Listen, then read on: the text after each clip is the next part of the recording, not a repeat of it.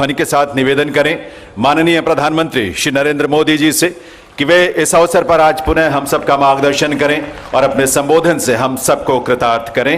माननीय प्रधानमंत्री महोदय।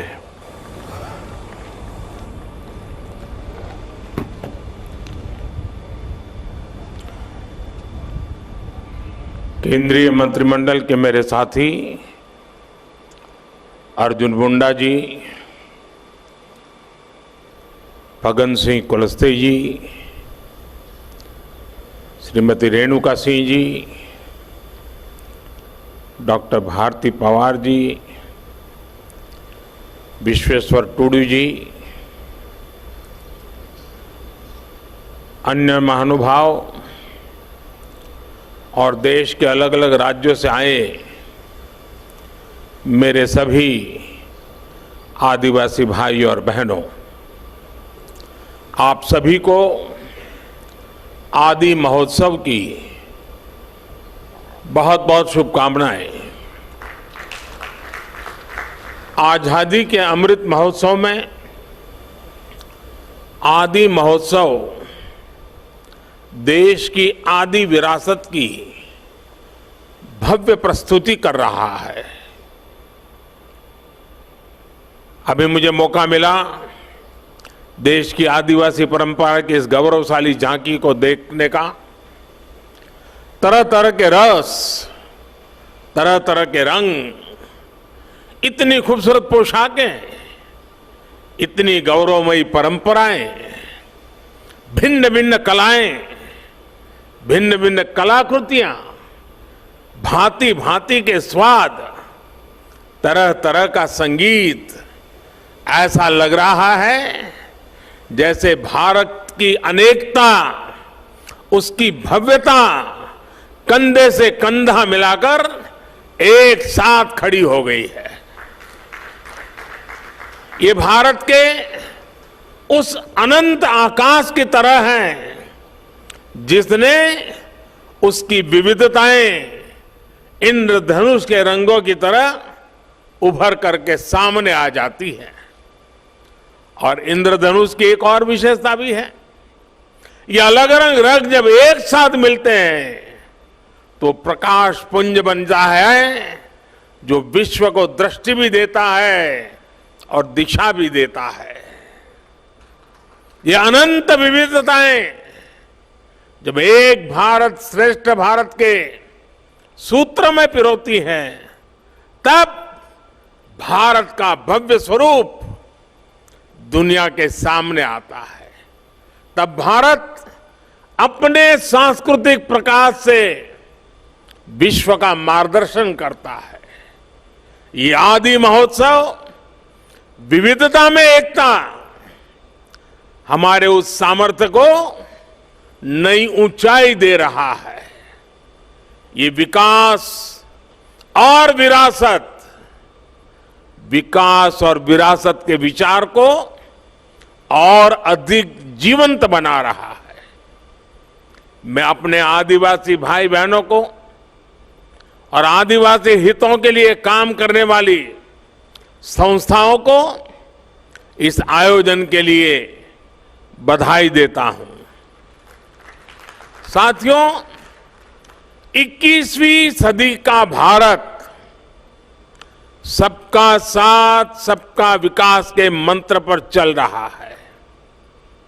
जिससे पहले दूर सुदूर समझा जाता था, अब सरकार दिल्ली से चलकर उसके पास जाती है। जो पहले खुद को दूर सुदूर समझता था, अब सरकार उसे मुख्य धारा में ला रही है। बीते 8-9 वर्षों में आदिवासी समाज से जुड़े आदि महोत्सव जैसे कार्यक्रम देश के लिए एक अभियान बन गए हैं। कितने ही कार्यक्रमों का मैं खुद भी हिस्सा बनता हूं। ऐसा इसलिए क्योंकि आदिवासी समाज का हित मेरे लिए व्यक्तिगत रिश्तों और भावनाओं का विषय भी है। जब मैं राजनीतिक जीवन में नहीं था, एक सामाजिक कार्यकर्ता के रूप में, संगठन के कार्यकर्ता के रूप में काम करता था, तो मुझे अनेकों राज्यों में और उसमें भी हमारे जनजातीय समूह के बीच जाने का अवसर मिलता था। मैंने देश के कोने कोने में आदिवासी समाजों के साथ, आदिवासी परिवारों के साथ कितने ही सप्ताह बिताए हैं।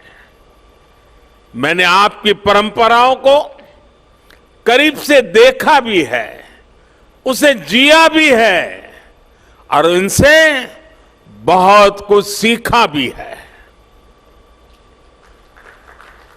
गुजरात में भी उमरगाम से अंबाजी तक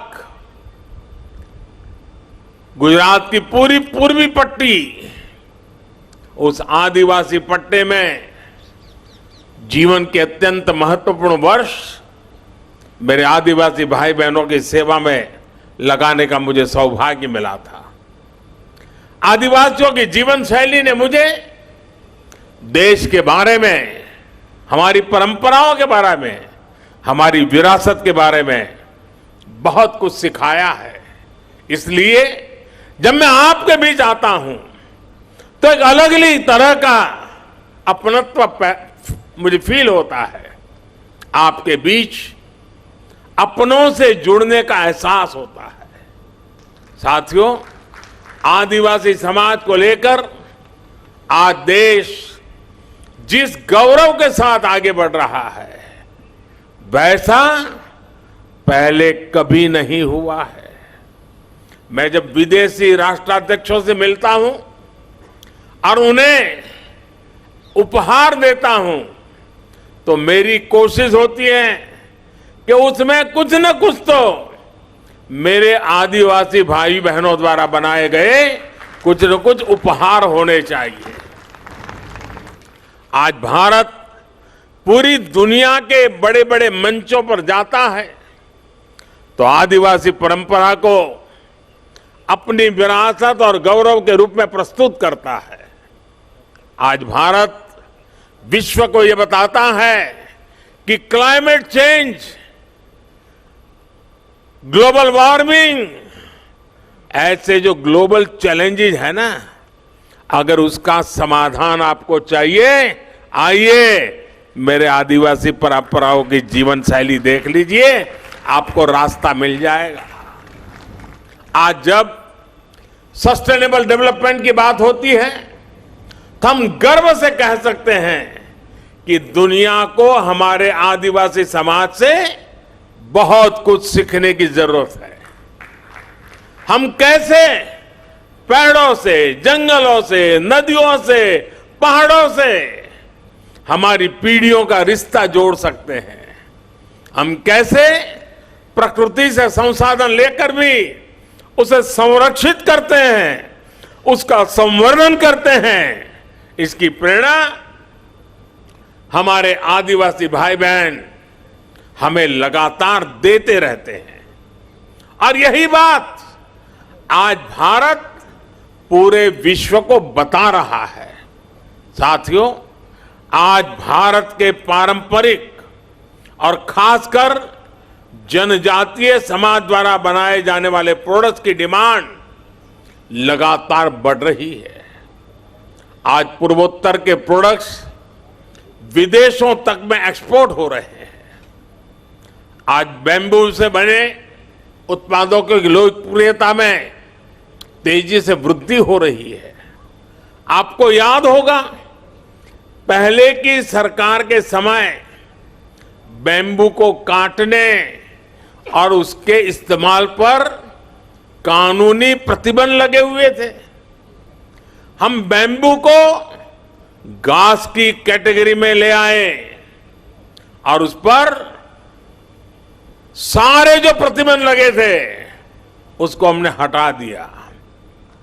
इससे बैम्बू प्रोडक्ट्स अब एक बड़ी इंडस्ट्री का हिस्सा बन रहे हैं। ट्राइबल प्रोडक्ट्स ज्यादा से ज्यादा बाजार तक आए, इनकी पहचान बढ़े, इनकी डिमांड बढ़े, सरकार इस दिशा में लगातार काम कर रही है। वन धन मिशन का उदाहरण हमारे सामने है। देश के अलग अलग राज्यों में 3000 से ज्यादा वन धन विकास केंद्र स्थापित किए गए हैं। 2014 से पहले ऐसे बहुत कम लघु वन उत्पाद होते थे जो एमएसपी के दायरे में आते थे। अब ये संख्या बढ़कर 7 गुना हो गई है। अब ऐसे करीब 90 लघु वन उत्पाद है जिन पर सरकार मिनिमम सपोर्ट प्राइस एमएसपी दे रही है। 50,000 से ज्यादा वनधन स्वयं सहायता समूह के जरिए लाखों जनजातीय लोगों को इसका लाभ हो रहा है। देश में जो स्वयं सहायता समूहों का एक बड़ा नेटवर्क तैयार हो रहा है, उसका भी फायदा आदिवासी समाज को हुआ है। 80 लाख से ज्यादा स्वयं सहायता समूह, सेल्फ हेल्प ग्रुप्स इस समय अलग अलग राज्यों में काम कर रहे हैं। इन समूहों में 1.25 करोड़ से ज्यादा ट्राइबल मेंबर्स हैं, उसमें भी हमारी माताएं बहनें हैं। इसका भी बड़ा लाभ आदिवासी महिलाओं को मिल रहा है। भाइयों और बहनों, आज सरकार का जोर जनजातीय आर्ट्स को प्रमोट करने, जनजातीय युवाओं के स्किल को बढ़ाने पर भी है। इस बार के बजट में पारंपरिक कारीगरों के लिए पीएम विश्वकर्मा योजना शुरू करने की घोषणा भी की गई है। पीएम विश्वकर्मा के तहत आपको आर्थिक सहायता दी जाएगी, स्किल ट्रेनिंग दी जाएगी, अपने प्रोडक्ट की मार्केटिंग के लिए सपोर्ट किया जाएगा। इसका बहुत बड़ा लाभ हमारी युवा पीढ़ी को होने वाला है। और साथियों, ये प्रयास केवल कुछ एक क्षेत्रों तक सीमित नहीं है। हमारे देश में सैकड़ों आदिवासी समुदाय हैं। उनकी कितनी ही परंपराएं और हुनर ऐसे हैं जिनमें असीम संभावनाएं छिपी है। इसलिए देश में नए जनजातीय शोध संस्थान भी खोले जा रहे हैं। इन प्रयासों से ट्राइबल युवाओं के लिए अपने ही क्षेत्रों में नए अवसर बन रहे हैं। साथियों, जब मैं 20 साल पहले गुजरात का मुख्यमंत्री बना था तो मैंने वहां एक बात नोट की थी। वहां आदिवासी बेल्ट में जो भी स्कूल थे, इतना बड़ा आदिवासी समुदाय था, लेकिन पिछली सरकारों को आदिवासी क्षेत्रों में साइंस स्ट्रीम की स्कूलें बनाने में प्राथमिकता नहीं थी। अब सोचिए, जब आदिवासी बच्चा साइंस ही नहीं पढ़ेगा तो डॉक्टर इंजीनियर कैसे बनता? इस चुनौती का समाधान हमने उस पूरे बेल्ट में आदिवासी क्षेत्र के स्कूलों में साइंस की पढ़ाई का इंतजाम करके किया।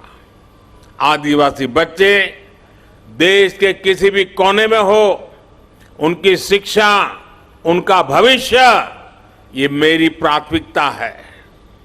आज देश में एकलव्य मॉडल आदिवासी विद्यालयों की संख्या में 5 गुना की वृद्धि हुई है। 2004 से 2014 के बीच 10 वर्षों में केवल 90 एकलव्य आदिवासी स्कूल खुले थे, लेकिन 2014 से 2022 तक इन 8 वर्षों में 500 से ज्यादा एकलव्य स्कूल स्वीकृत हुए हैं। वर्तमान में इनमें 400 से ज्यादा स्कूलों में पढ़ाई शुरू भी हो चुकी है। 1 लाख से ज्यादा जनजातीय छात्र छात्राएं इन नए स्कूलों में पढ़ाई भी करने लगे हैं। इस साल के बजट में ऐसे स्कूलों में करीब 40,000 से भी ज्यादा शिक्षकों और कर्मचारियों को भर्ती की भी घोषणा की गई है। अनुसूचित जनजाति के युवाओं को मिलने वाली स्कॉलरशिप में भी 2 गुने से ज्यादा की बढ़ोतरी की गई है। इसका लाभ 30 लाख विद्यार्थियों को मिल रहा है।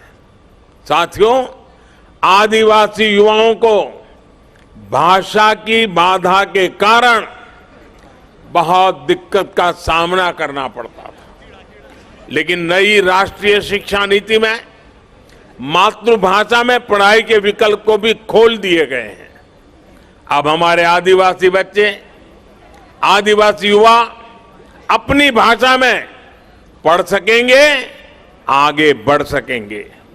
साथियों, देश जब आखिरी पायदान पर खड़े व्यक्ति को अपनी प्राथमिकता देता है तो प्रगति के रास्ते अपने आप खुल जाते हैं। हमारी सरकार वंचितों को वरीयता यही मंत्र को लेकर देश विकास के लिए नए आयाम छू रहा है। सरकार जिन आकांक्षी जिला, आकांक्षी ब्लॉक को विकसित करने का अभियान चला रही है, उसमें ज्यादातर आदिवासी बाहुल्य इलाके हैं। इस साल के बजट में अनुसूचित जनजातियों के लिए दिया जाने वाला बजट भी 2014 की तुलना में 5 गुना बढ़ा दिया गया है। आदिवासी क्षेत्रों में बेहतर आधुनिक इंफ्रास्ट्रक्चर बनाया जा रहा है। आधुनिक कनेक्टिविटी बढ़ने से पर्यटन और आय के अवसर भी बढ़ रहे हैं।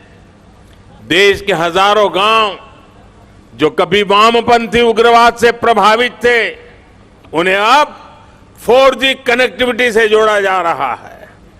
यानी जो युवा अलग थलग होने के कारण अलगाववाद के जाल में फंस जाते थे, वो अब इंटरनेट और इंफ्रा के जरिए मुख्य धारा से कनेक्ट हो रहे हैं। ये सबका साथ, सबका विकास, सबका विश्वास और सबका प्रयास, इसकी वो मुख्य धारा है जो दूर सुदूर देश के हर नागरिक तक पहुंच रही है।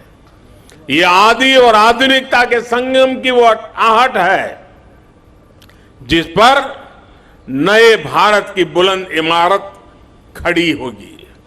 साथियों, बीते 8-9 वर्षों में आदिवासी समाज की यात्रा इस बदलाव की साक्षी रही है कि देश कैसे समानता और समरसता को प्राथमिकता दे रहा है।